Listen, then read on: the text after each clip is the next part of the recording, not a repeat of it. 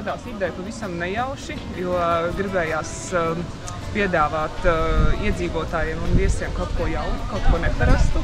Un kāpēc, lai kaut kas jauns un neparasts nenotiktu Limbužos tieši bibliotēkā.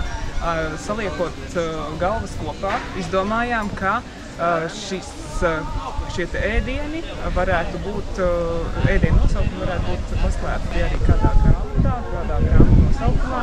Mēs sākumā mēģinājām atrast kādus atslēgvārdus, vairākus variantus, un tad Zanē radās ideja par to, ka varētu nosaukums būt tieši grāmatas nosaukums, ēdienu nosaukums, grāmatas nosaukums, un cēlām galdā ideju kolēģiem. Kolēģi bija ļoti atsaucīgi un pozitīvi noskaņoti, un tā šodien mēs esam šeit.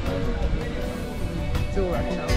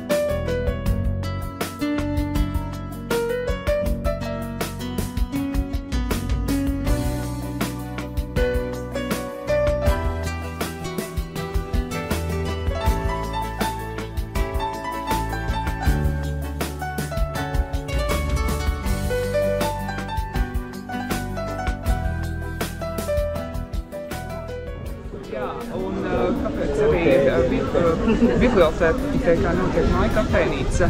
Tas ir kaut kas savādāks, kaut kas atšķirīgs no tādas ikdienas, ko bibliotēka piedāvā. Un faktiski bibliotēka ir tā vieta, kur mēs ik viens varam atrast informāciju, ik viens mēs varam meklēt par sev saistošām un interesējošām tēmām. Un viena no tādām lietām, par ko arī bibliotēka piedāvā informatīvos resursus, ir virtuve, ēdieni, kā galda klāšana un galda kultūra. Un tāpēc arī mēs šo bibliotēkas pasākumu nevaram izveidot šādu, kur mēs šo informāciju šādā veidā pasniedzam iedzīvotājiem un lasītājiem. Kā šeit arī varat redzēt pavāra grāmatu izstādi, kas ir mūsu bibliotēku krājumā, ne tikai no Limbažu novada galvenās bibliotēkas, bet arī no visa Limbažu novada, kurš atrodas tuvāk, kurš atrodas tālāk, bet šeit ir arī ļoti senas šīs te grāmatas, pat jaunākajām un populārākajām.